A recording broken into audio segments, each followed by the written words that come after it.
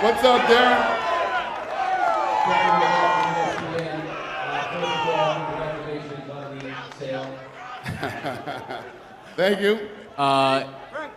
When the $4 billion number came out, the man to the left of you said he was worth $4 billion. So I guess the question is, how much is Conor worth to the UFC? And then Conor, how much are you worth to the UFC? $4.2 billion. $4.2 billion. That's what I'm worth to this company. Conor, Eric Dame, MyMMAnews.com. Question for you. Coming off a couple big fights at 170, we know your history at 145, now 155. This move to lightweight. Tell us your thoughts on it. I'm very happy with the 155-pound weight limit. I feel of all the divisions I've ran around and ran through, 155 I feel will be the one where I will take over the most. So I look forward to that.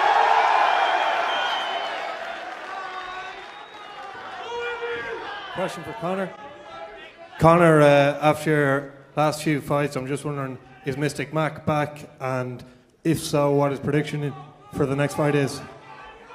You know, I feel Eddie, I've nothing against... Careful, be careful. I've nothing against Edward. Oh what? Oh what? Careful. What you gonna do? Oh what? You gonna do something over there? Be careful. Shut your fucking mouth. I run New York. I run this whole shit. And Mystic Mac predicts I'm gonna KO you inside one round.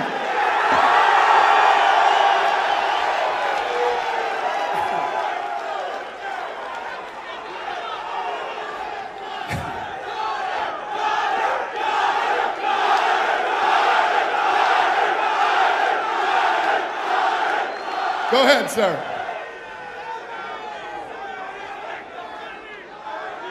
Question for you, Colin, for you, chosen one. Everybody from Michael Jackson to Muhammad Ali and everybody in between has had the chance to perform at Madison Square Garden. How much are you looking forward to that? Listen, the Irish, we built this damn town. I'm saying serious. We built this city. Now we're back. Now we're coming to claim what's ours, so it's an honor to be here. Coming in here listening to all these fans. It truly is a dream come true. I cannot wait to perform for you. I'm gonna take out one of your own. I'm gonna cash your own money. But make no mistake, it's all love. The Irish love New York, and I'm honored to be here.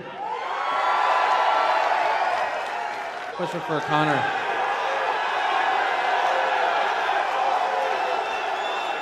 Conor, a question for Conor. Can you give us an update on your leg? How serious was the injury, and was it possible that it was going to preclude you from fighting on this card? Listen, that fight was five weeks ago. I came out of that fight fresher than I went in. Look at Nate's face. Nate will never look the same. I came out brand new, had a bruised foot. I agreed to this fight. 10 days ago, I agreed to all of this.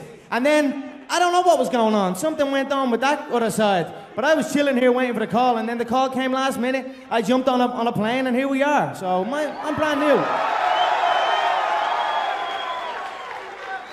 And at the end of the press conference at 2:02, the final thing that you said was you had a feeling that shit was going to hit the fan. Can you explain what you meant by that? And did it hit the fan, or did you weather that storm? I just said it out straight. Beg me. And they begged me. So that was all I wanted. That was all I asked.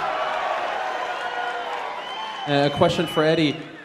How did you get this done? Because it seemed like just a few days ago, they were targeting you and... He got it done by signing his last contract.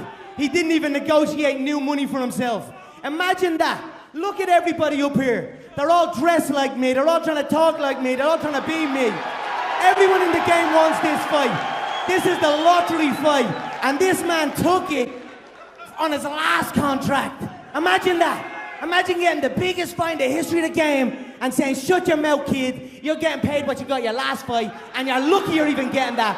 Yes, sir, and sign it. That's what happened. You done yet? You done yet? Hey, I was okay with the money. I was gonna negotiate the money. Only reason, because this guy's easy. It's easy money. Easy money. Easy. And if I could, just one more. Conor, can you tell us what you're going to do with the titles? Dana said today that you will keep the featherweight belt up until this fight. I'm gonna wrap one on one shoulder, I'm gonna wrap the other on the other shoulder, and you're gonna need a fucking army to come take them belts off me. This is a question for Conor. My name's Josh Burnett from the Australian Broadcasting Corporation. Quick question. When you prepared for Nate Diaz, it was a very specific camp. When you prepare for Eddie, will you have such a specific camp, or you go a bit more like you used to? I've been whooping his style. I've been whooping that style a long time. He's a stocky, stuffed wrestler with an overhand. That's it. So I've been beating these guys up. Tell him the before. truth. You ain't got a fucking shot. Tell him the truth. You ain't got a shot. One round you're gonna. You ain't got a shot. One round your you're coach knows you ain't got a shot. One round. And anybody who Fuck knows you, coach. anything about Fuck fighting you and your knows you coach. ain't got a fucking Fuck you shot. and your coach. You ain't got a shot. Conor, one more question. You're here because you're the easiest dude in this division. That's why you're here. Conor, one more question. What did you think Take about them stupid ass glasses off. Yeah, make me. Make me. Make me. Make me. Make me. Make me. Make me. You took them off. You took them off. Thank you. You took them off. Conor, last question. What did you think about Eddie's fight against Sonya's? I thought it was very sloppy. The shot selection was very poor. He got blessed. He got blessed with a lucky shot. His UFC career has been horrendous. He's very lucky to be in the position he is in. He understands that. That's why he took this fight on the money he was on the last fight. I mean, that says it all. And sorry to hog the microphone. Last question to Eddie. What were your genuine thoughts on the Diaz fight, Diaz-McGregor? This guy got 8 minutes of fighting him. That's it. He quits after 8 minutes every fight. He's not a championship fighter. He's never been, and he's never ever fought anyone in the UFC like me ever.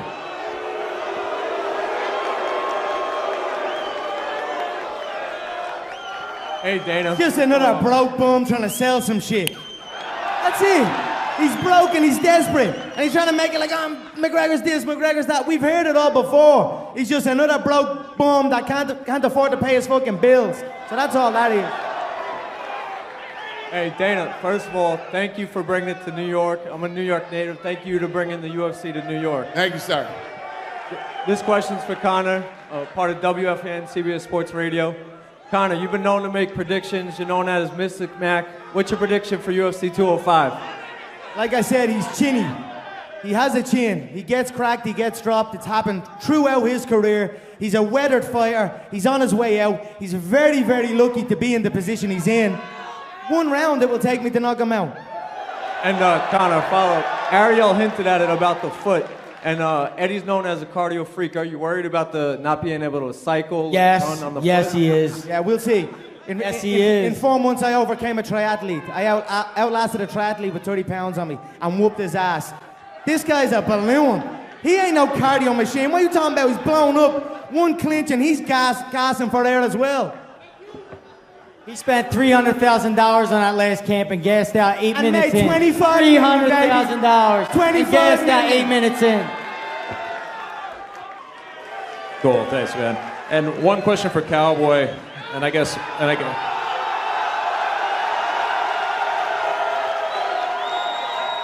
Here you are on a days again, listening to Conor talk, man. I could see you back there. Just wondering what this experience was like for you. Oh man, this is New York City, Madison Square Garden, man. I'm so pumped to be here. But listening to this Joker talk, we all just sit back here and laugh. So it is what it is. Another broke, jealous, bitter fighter. The game seems to be full of them. I've got nothing but love for everybody up here. You know what I'm saying? It's just bitterness and hate and negativity towards me because of what I'm doing, because of what I'm making. That's all that is.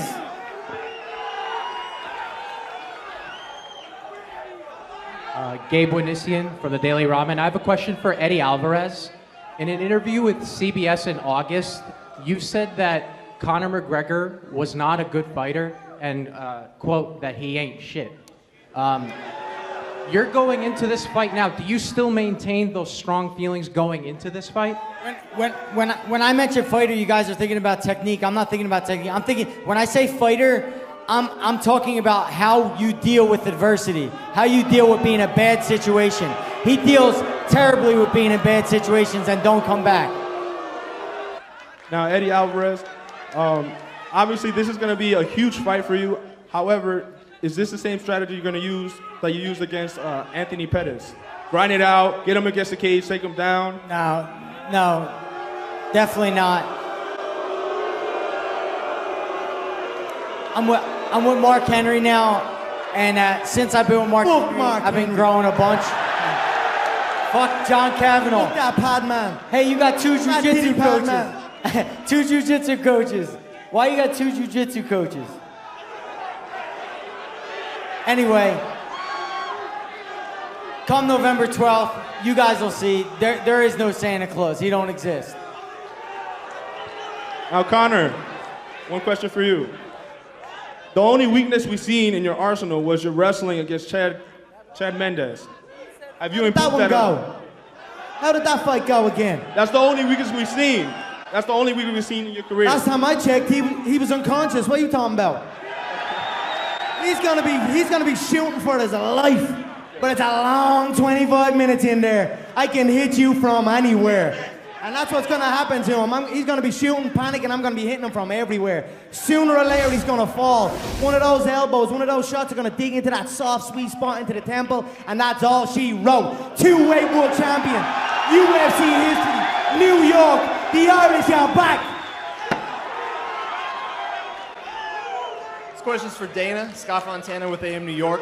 Dana, what is the plan for if Conor wins the belt? What's gonna happen with the featherweight belt? We'll figure that out when it happens. What would you say to that, Conor?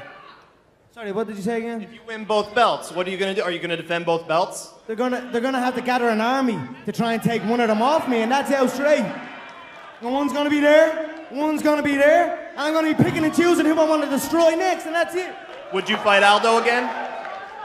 Let's see what happens with Aldo. I mean, it's hard to even think of Aldo. I KO'd him in 13 seconds. I traveled around the world with him. He pulled out on 2 weeks' notice.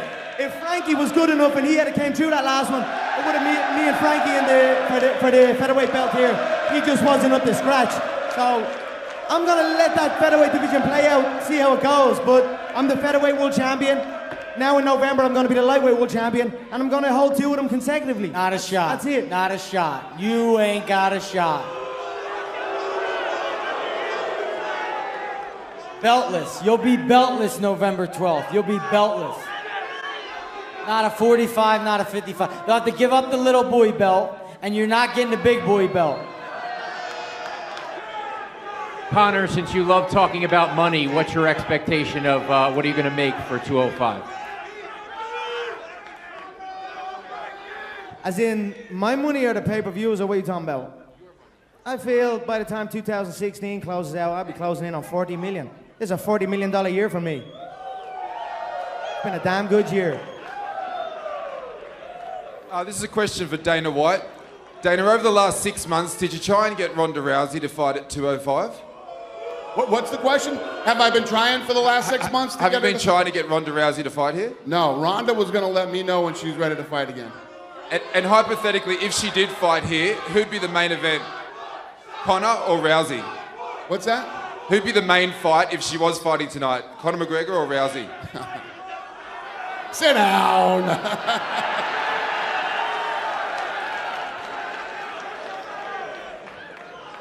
How you Yes, doing? sir. Anil Melwani from MMA.us and Caged Insider.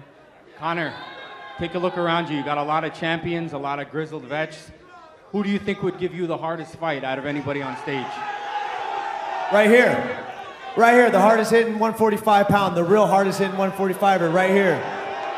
This guy TKOs people. When I knock people out, they don't fucking move. They're not, who the fuck is that guy? Who the fuck is that? You know damn well who I am. Who the fuck is that? Oh my God. I don't know. When I take that guy's Go belt. Leprechaun. Oh, good one. When I take that guy's belt, I'm looking around. I don't know what anyone else has for me around here. I might have to jump up and fucking drag Floyd Mayweather out of bed and see what the fuck he's at again. This question is for Eddie Alvarez. You've been mentioning that Conor McGregor is not a championship fighter. He only has 2 to 3 rounds. Yet in your professional career, you've only went to the 5th round twice and lost one of them. What the fuck are you talking about, motherfucker? What the fuck are you talking about? That's the champ! That's the champ! That's the fucking champ right there! Fuck you, Eddie! Hey, what's your question? Yeah, he has a suit and a tie What's and your everything question? coming over that. I love it. I love it.